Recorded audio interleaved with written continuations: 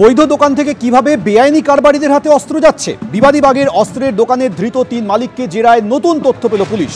পুরনো দাবিদারহীন অস্ত্র পালিশ করে চড়া দামে বিক্রি করা হতো। চোরা কারবারিদের কাছে দাবিদারহীন অস্ত্র বিক্রি করা হতো। বেঙ্গল এসটিএফ সূত্রে এই খবর। লাইসেন্স রয়েছে এমন অনেকে ডিলারের কাছে অস্ত্র জমা রাখেন। বহু বছর ধরে সেই অস্ত্র অনেক ক্ষেত্রে দোকানেই পড়ে থাকতো। অনেক সময় সেগুলি নিতেও আসতেন না অস্ত্রের মালিক। এমন অস্ত্রই বেআইনি কারবারিদের কাছে বিক্রি করা হতো বলে বেঙ্গল এসটিএফ সূত্রে খবর।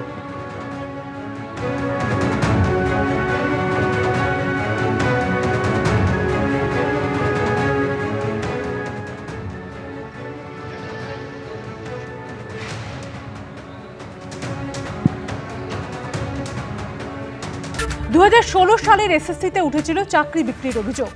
রবিবার এসএসসির যে নতুন নিয়োগের পরীক্ষা রয়েছে তার আগে প্রশ্ন বিক্রির চাঞ্চল্যকর অভিযোগ তুললেন শুভেন্দু অধিকারী। তার দাবি 50,000 টাকায় প্রশ্ন পাওয়া যাচ্ছে। বিরোধী দলনেতার এই অভিযোগের পাল্টা জবাব দিয়েছে তৃণমূল। প্রশ্ন বিক্রির অভিযোগ খারিজ করে দিয়েছে স্কুল সার্ভিস কমিশনও। মমতা প্রশ্ন বিক্রি করবে, 50,000 টাকায় প্রশ্ন পাওয়া যাচ্ছে। বসিরহাট থেকে আমি অডিও পেয়েছি।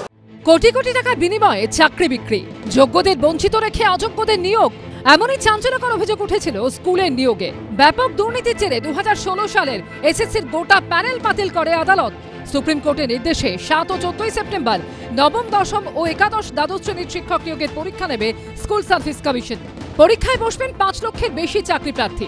কিন্তু সেই পরীক্ষার মাত্র দুদিন আগেই প্রশ্নপত্র বিক্রির মতো চাঞ্চল্যকর অভিযোগ তুললেন শুভেন্দু অধিকারী। মমতা প্রশ্ন বিক্রি করবে, আমি অডিও রেকর্ড পেয়েছি। 50,000 টাকায় প্রশ্ন পাওয়া যাচ্ছে। বসিরহাট থেকে আমি অডিও পেয়েছি। এটা এসএসসি ইয়েস এই পরীক্ষার ইয়েস 7-14 ইয়েস।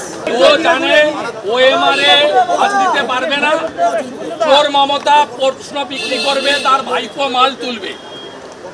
সুজয় কৃষ্ণ ভদ্ররা ছিল, জীবন সাহারা ছিল, এবার আরো কিছু নতুন এজেন্ট দিয়ে করবে। শুভেন্দুবাবুর কেন্দ্রীয় সরকারের যে নির্বাচন পরীক্ষাগুলো হয়েছে সেগুলোর অনিয়ম জানেন কি ভয়ঙ্কর সব অনিয়মগুলোর অভিযোগ উঠেছে। ফলে একটা সবে কেন বিভ্রান্তি তৈরি করছেন? এতগুলো ছেলে মেয়ে চাকরি পাবে, একটা পরীক্ষা আসছে, পরীক্ষাগুলোকে তো বাদ রাখুন এই রাজনীতির থেকে। এদিকে এর মধ্যেই প্রশ্ন ফাঁসের মিথ্যে অভিযোগ তুলে সোশ্যাল মিডিয়ায় পোস্ট করার অভিযোগে এক ব্যক্তিকে গ্রেফতার করল পুলিশ। ধৃতের নাম অরিন্দম পাল। পুলিশ জানিয়েছে 2 দিন আগেই পোস্টটি করেন ধৃত এই ব্যক্তি।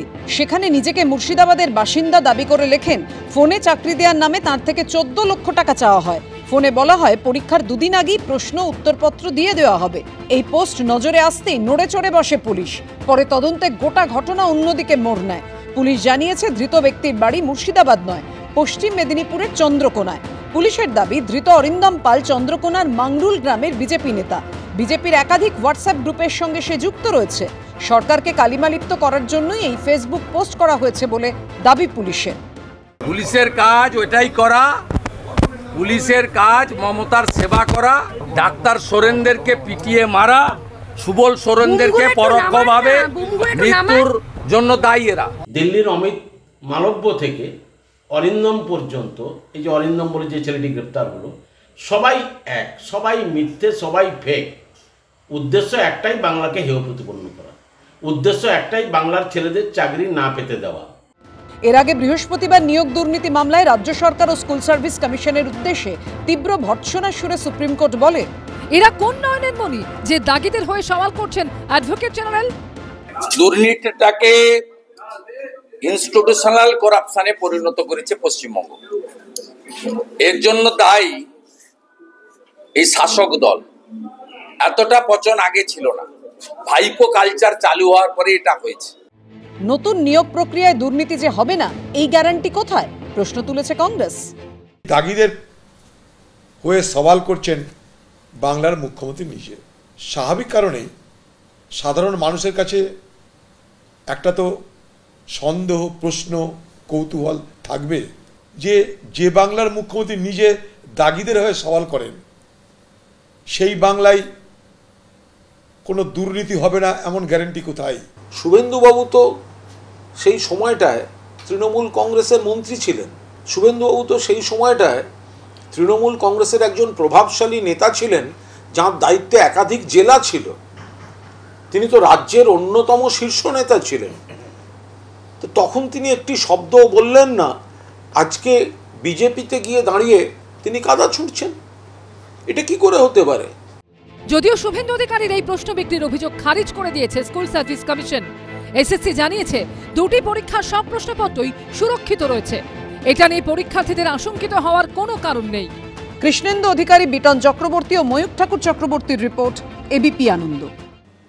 এসএসসির নতুন নিয়োগের পরীক্ষার 48 ঘন্টা আগে নতুন করে শূন্যপদের বিবৃতি প্রকাশ করল কমিশন। মোট 35,726 জনের শূন্যপদ প্রকাশ করা হয়েছে। এর মধ্যে নবম দশমে রয়েছে 23,212টি এবং একাদশ দ্বাদশে 12,514টি শূন্যপদ রয়েছে। রাজ্যের নতুন সংরক্ষণ বিধি অনুযায়ী ওবিসিদের দুটি ক্যাটাগরিতে 17% সংরক্ষণ দেওয়া হয়েছে। সুপ্রিম কোর্টের নির্দেশে শিক্ষক নিয়োগের পরীক্ষার 48 ঘন্টা আগে নবম দশম ও একাদশ দ্বাদশের ক্ষেত্রে নতুন করে শূন্যপদ প্রকাশ করল স্কুল সার্ভিস কমিশন। মোট 35,726 জনের শূন্যপদ প্রকাশ করা হয়েছে। নতুন শূন্যপদের বিজ্ঞপ্তি রাজ্যের নতুন সংরক্ষণ বিধি অনুযায়ী দেওয়া হয়েছে। ফলে এখানে ওবিসি এ এবং ওবিসি বি ক্যাটাগরিতে 10 এবং 7 মোট 17% সংরক্ষণ দেওয়া হয়েছে। এসএসসির নিয়োগ দুর্নীতিতে নবম দশম একাদশ দ্বাদশ গ্রুপ সি এবং গ্রুপ ডি মিলিয়ে প্রায় 26,000 জনের চাকরি চলে গেছে। এই অবস্থায় নতুন করে নিয়োগের নির্দেশ দিয়েছে সুপ্রিম কোর্ট। সেই অনুযায়ী আগামী 7ই সেপ্টেম্বর নবম দশমে শিক্ষক নিয়োগের পরীক্ষা নিতে চলেছে স্কুল সার্ভিস কমিশন। তার আগে শুক্রবার এসএসসি যে বিজ্ঞপ্তি দিয়েছে তাতে নবম দশমের শূন্যপদ রয়েছে 23,212টি।